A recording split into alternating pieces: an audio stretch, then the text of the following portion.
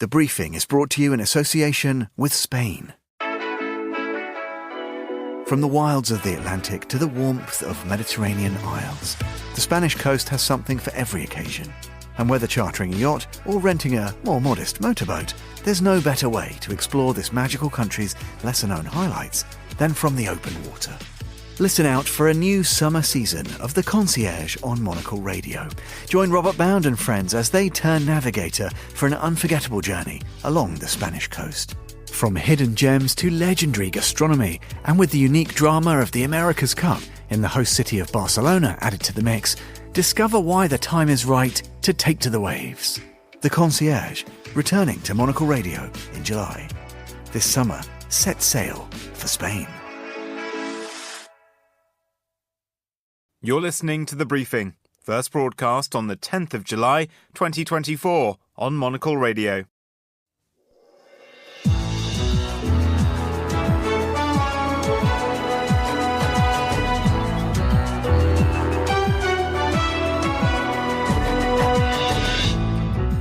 Hello and welcome to The Briefing, coming to you live from Studio 1 here at Midori House in London. I'm Vincent McAviney. Coming up on today's programme, after an Israeli airstrike kills a further 29 Palestinians outside a school, what's happening with the ceasefire talks? Today, NATO is stronger than it's ever been in its history. When this senseless war began, Ukraine was a free country. And the war will end with Ukraine remaining a free and independent country. World leaders arrive in Washington, D.C. for the 75th anniversary alliance meeting. But will President Zelensky be leaving disappointed? Then, it's the sense of intimacy and privacy, what we try to create outside of the sauna and the shower rooms in the lounge. Is a pre-flight sauna in the lounge the best way to prepare for takeoff? Plus the latest from Slovakia and a roundup of the latest business news. All that right here on The Briefing with me, Vincent McAviney.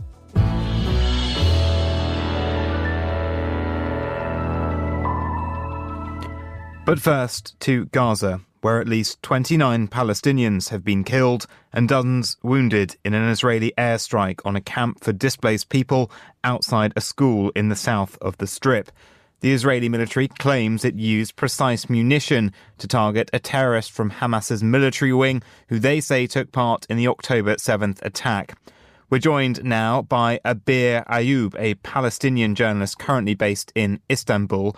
Abir, thank you for being with us. Firstly, what more can you tell us about this incident at the school in Abbasan al-Kabira? Yes. So according to Gaza Ministry of Health, more than 29 Palestinians were killed, 53 were injured as the airstrike happened near a shelter in Abbasan in Khan Yunis. It said that children were among the people killed, and because of the timing of the airstrike, because it happened around 6:30 p.m., large number of people were still crowded in the streets. This caused a large number of casualty. Also, this is not the first time for airstrikes to happen in shelters. It has been happening the whole time of the war, that airstrikes and artillery shelling happened in UNRWA schools, shelters, and other crowded places. And were there any functioning hospital facilities nearby that were able to care for the injured?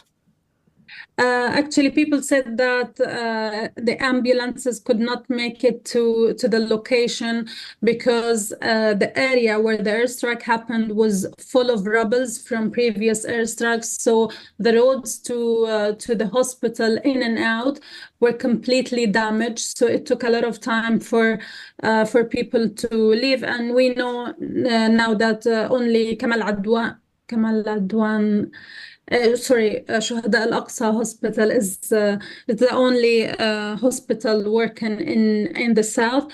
Palestinian Ministry of Health launched many appeals before that the health system is collapsing.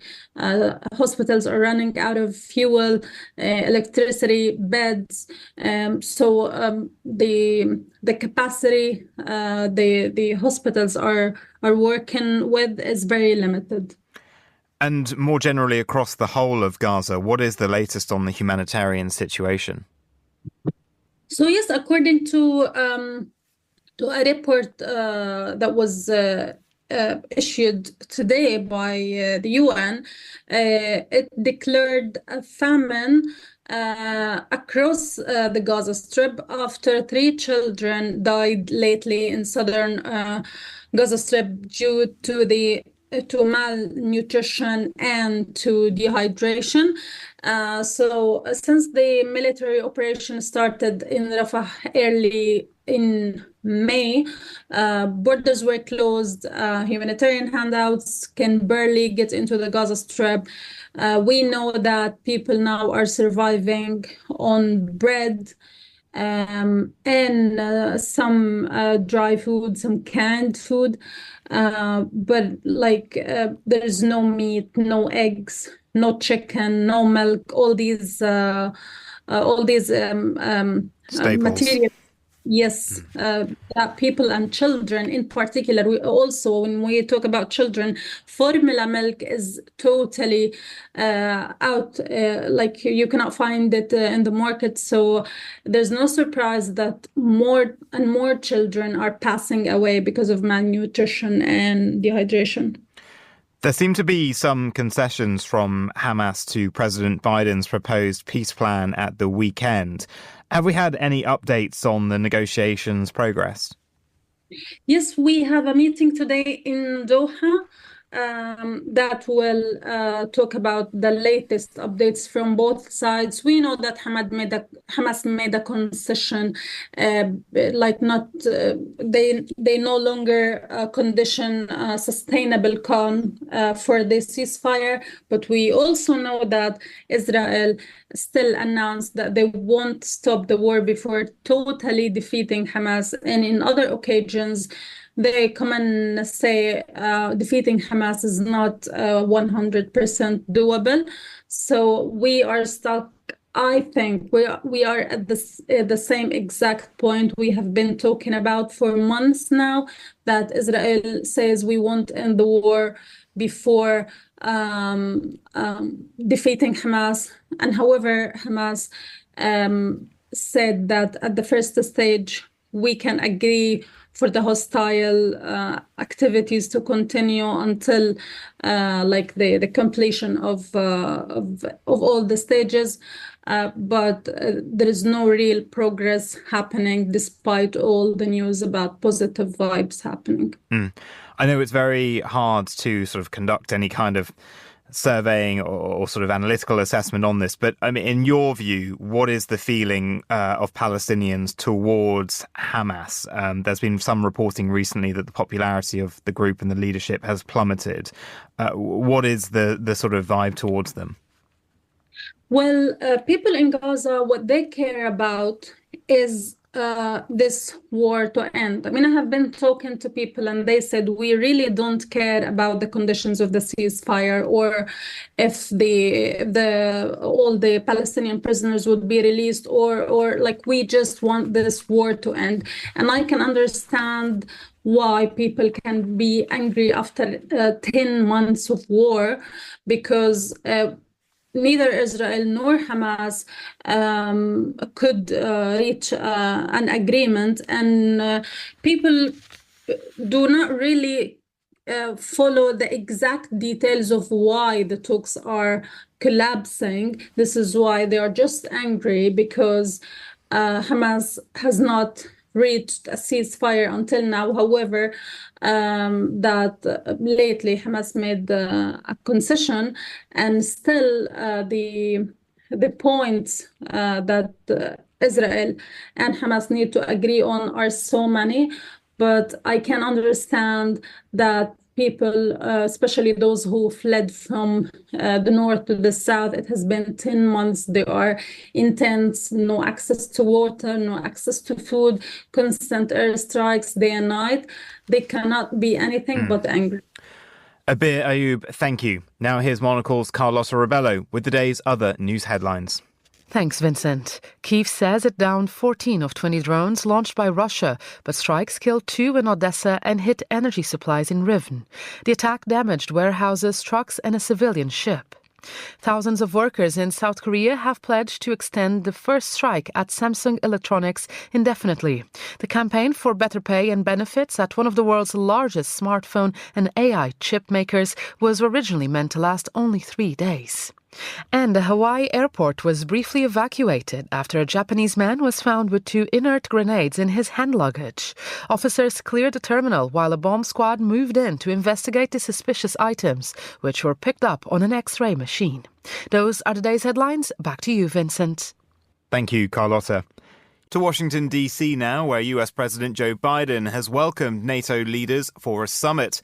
It's his highest-profile policy speech since a halting performance in a debate on June 27th that raised questions about his fitness for office, as well as fears that he may lose the November 5th election to his predecessor and NATO skeptic Donald Trump. Chris Chermak sent us this dispatch from the summit. Good evening.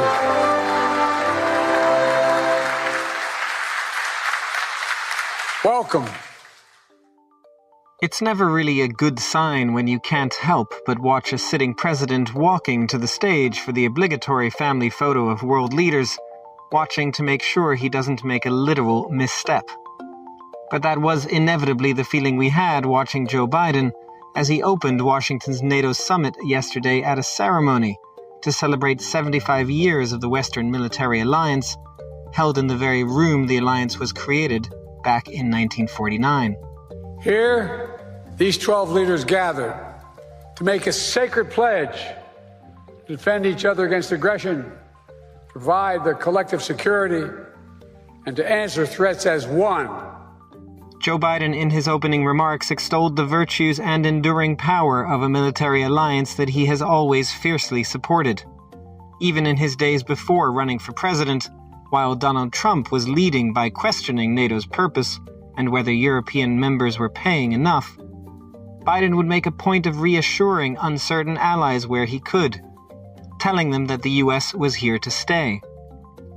When he became president in 2021, he declared that America was back, and that included at the forefront of his favorite alliance. Yesterday, he renewed that pledge, as the president once again standing, at least for now, between Donald Trump and a more NATO-skeptic White House. Joe Biden also pledged dozens of air defense systems for Ukraine, what he called a historic contribution that includes help from European allies.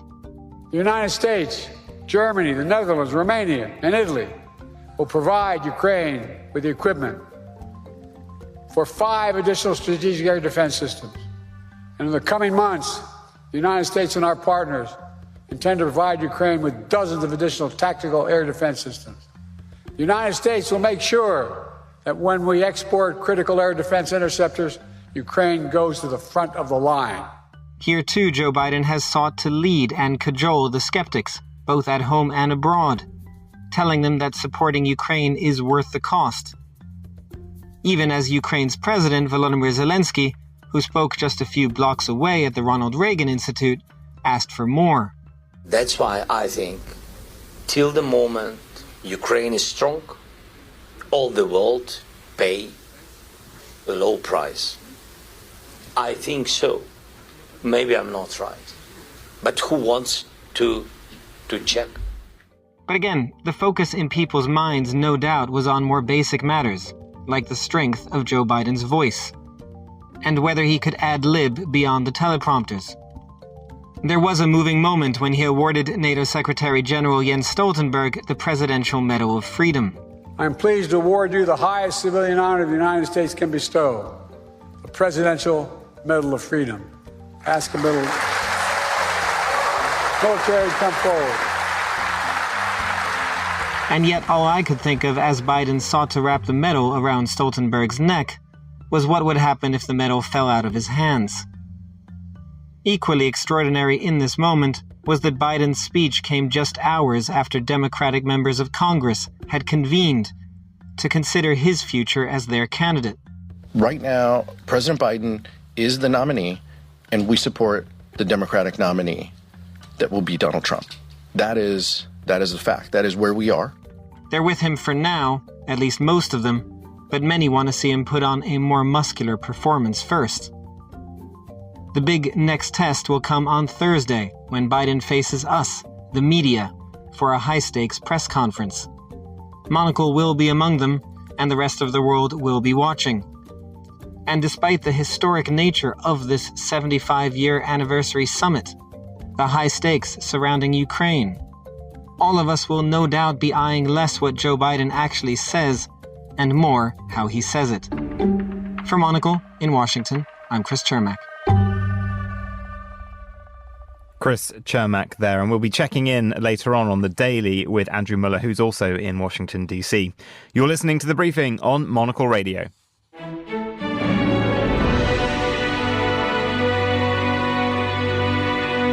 To Slovakia now, where Prime Minister Robert Fico has recovered enough from his assassination attempt in May to resume public appearances.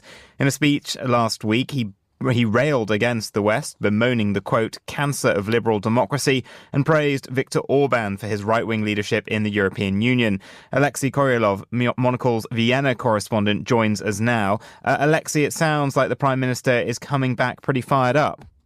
Yeah, I mean, that's that's for sure. Robert Fico is back to his usual self and with a vengeance, and one would have thought that, he would sort of tone down his rhetoric after surviving an assassination attempt, especially after all those calls from his government and from the opposition as well for calmness, for level-headedness.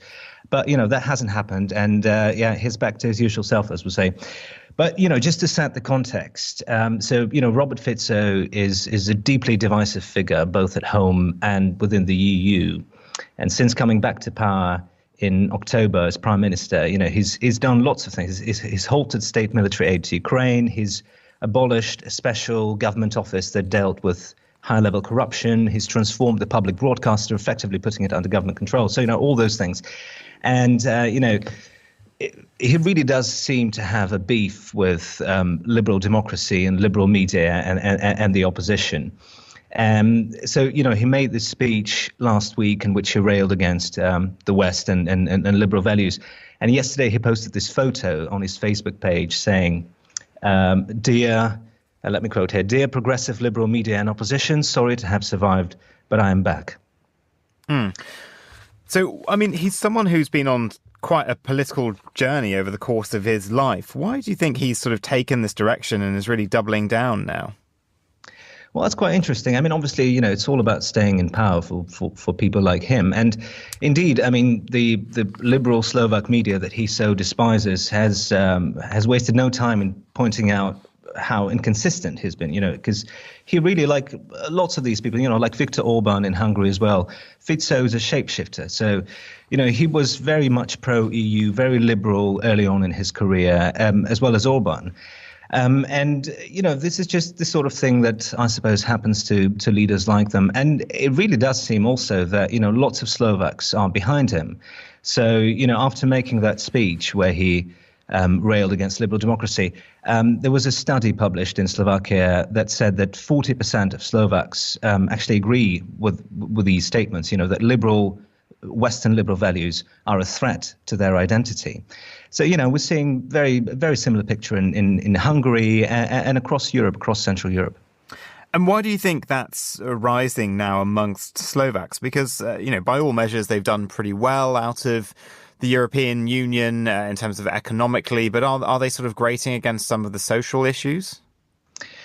Well, yeah, in a way. But, I think the bigger thing here is that, the previous government, which was a technocratic government, and the one before that, which was a sort of, centre-right government, it was really a shambles. That's how many Slovaks perceived them. And, that was during COVID, and they didn't really manage it really well. So, they yearned for this strong man, and Fico was there for the taking. So I think that's one very important factor in all of this. And obviously, standards of living are falling, prices are rising. The war in Ukraine drags on, and Fico was elected famously on this promise not to send a single bullet to Ukraine after he was elected. So all of that put together, this is why I think lots of Slovaks are leaning towards people like Fico. But on the other hand, in the EU elections last month, Fico's party actually lost. So it lost to a progressive party in Slovakia. So that tells you something too. So Slovakia is very, very, like lots of Central European countries, very polarized and very divided, more or less, right down the middle. You've got people looking to the east, let's say to Russia, and people looking to the west. And Fico himself, it's quite a remarkable recovery. He was shot several times at close range. Has he resumed all responsibilities yet? And have there been any other sort of changes in his behaviour or character? Well, he attended a parliamentary session yesterday, so this was a signal to everybody that, he's back in charge and he wants to be there every day. And, as I said, he posted this photo on Facebook, and he's very active on Facebook and social media in general. So, that is also a signal that he's there, and he's there with a vengeance. And in terms of, what he's been saying about Viktor Orban, do you think Fico will be someone who will be a sort of key partner in this alliance that's being built up across Europe of right-wing parties with the likes of Marine Le Pen and Geert Wilders in the Netherlands? Well, certainly in spirit, because Fico has praised Viktor Orban for embarking on what Orban described as a peace mission 3.0. During which he traveled to Kiev, then to Moscow, and then to China, and he spoke with Vladimir Putin without a mandate from the EU, even though Hungary is now the president of the EU Council, the rotating presidency of the EU Council. And Fico supported that and supported Orban in that, sorry.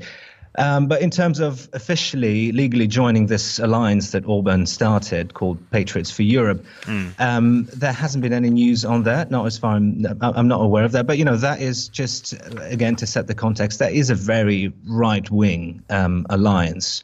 And Fico, for all his, all the criticism that he's taken from, again, the liberal media that he so hates. He's not as far to the right, as radical as some of the parties in this alliance. Alexei Koryolov, Monocle's Vienna correspondent, thank you very much. You're listening to The Briefing on Monocle Radio.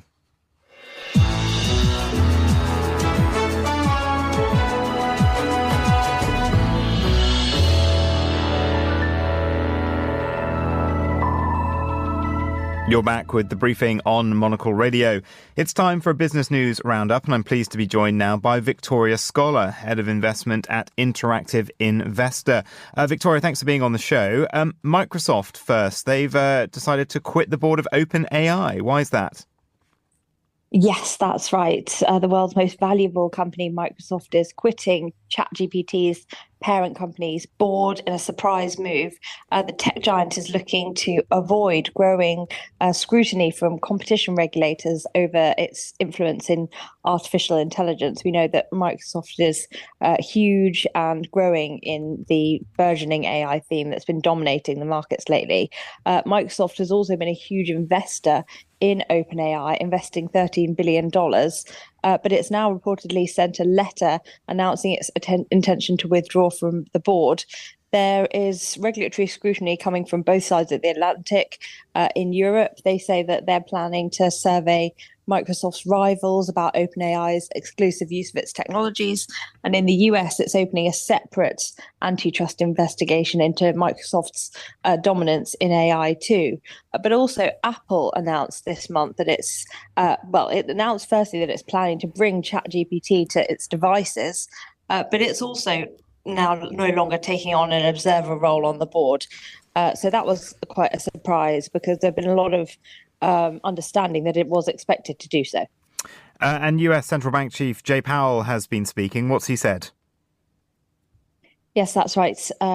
Jay Powell has been speaking to the US Congress, and he said that considerable progress has been made towards the central bank's 2% inflation goal. He said America is no longer an overheated economy and that the jobs market has cooled considerably from the extremes during COVID, adding that the labour market appears to be fully back in balance.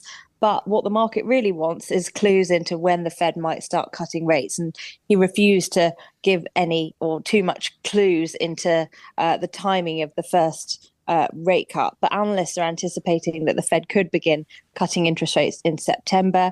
I think a lot of it will be data dependent. We get the latest inflation reading out tomorrow, and economists are forecasting that US inflation could come down to 3.1% for June, down from 3.3% in May. So certainly moving in the right direction, not quite at the 2% target as of yet. And speaking of inflation, there's some new data out of China.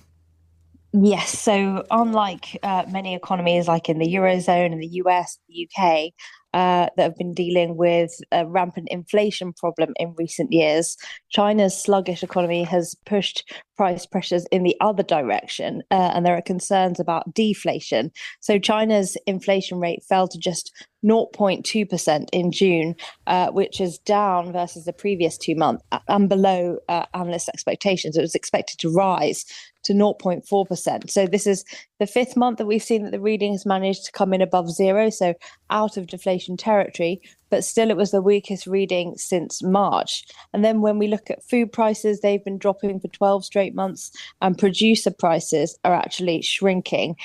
We know that a lot of companies have been rolling out promotions lately. That's been putting downward pressure on inflation. On the back of the cut price of consumer goods and household appliances and cars. So really, there are lingering concerns that deflation could rear its ugly head in the world's second largest economy. Victoria Scholar, thank you. And finally, Finnair has completed their €200 million refurbishment of its long-haul fleet. The work aligns with the aesthetic of the airline's non-Schengen lounges at Helsinki Airport, drawing from Finnair's Nordic heritage. Monocle's Tom Webb met with Christos Mavros-Thomas, Customer Design Development Manager at Finnair, to see the upgrades and try out its famous lounge sauna.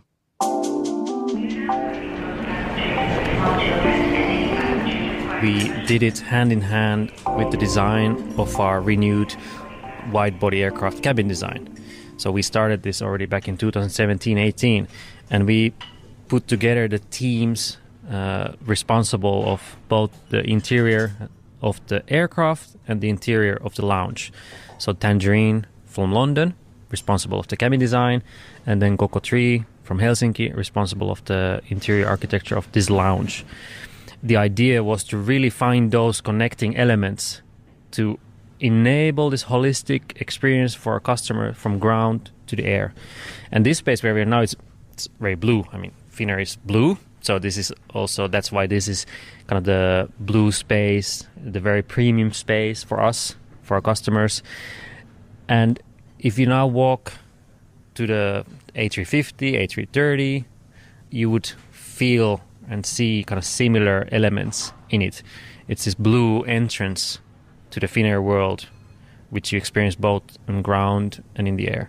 As you can see, it's quite light and maybe Scandinavian, if you may say so, but we also brought much more kind of natural elements and also darker tones to give that feel of almost like home-like environment. Especially if you walk a bit further in the lounge, you can see those darker tones. And are the rumours true? There is an actual Finnish sauna in this building. It is true. We can also visit it, but maybe the interview is difficult to do it in the sauna.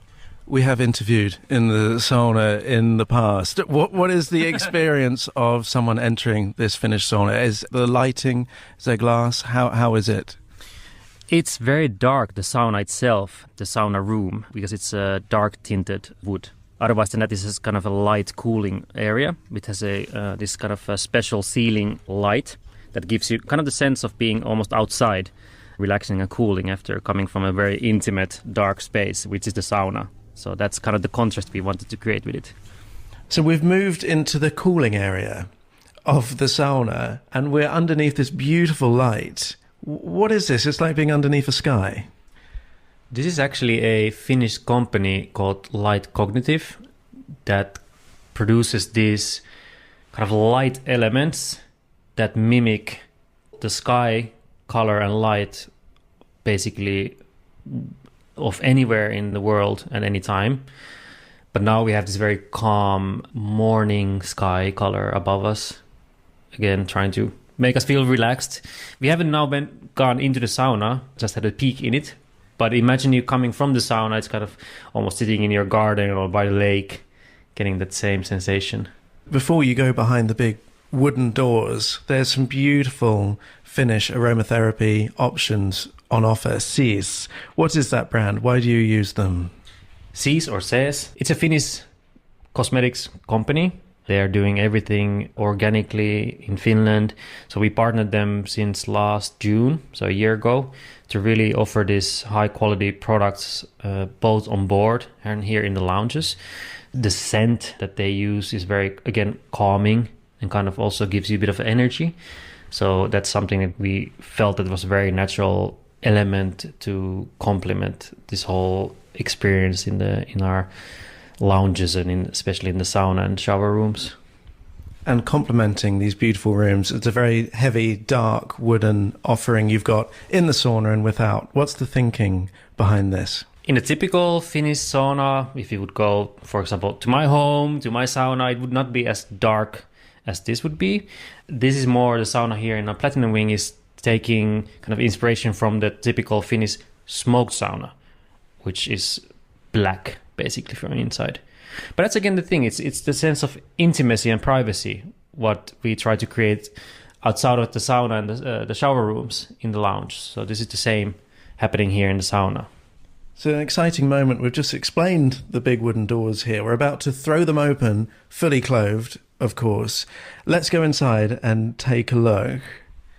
Yes, I'm now opening the door. You can step in. We're going to pop in? Yeah. Oh, my word. It's pretty warm, huh? It certainly is. It's not like a British...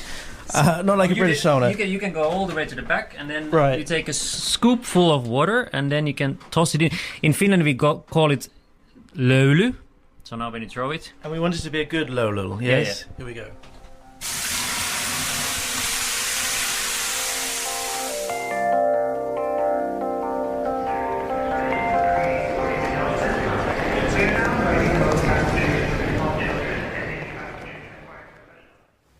Tom Webb there in the sauna with Finnair's Christos Mavros-Tomos. And that's all for this edition of The Briefing. It was produced by Tom Webb and our studio manager was Lily Austin. The Briefing is back tomorrow. Please do subscribe to our podcast in whichever app you use and leave us a review as well. Let us know what you've enjoyed listening to and what you would like to hear more of. I'm Vincent McAviney. Goodbye and thank you for listening.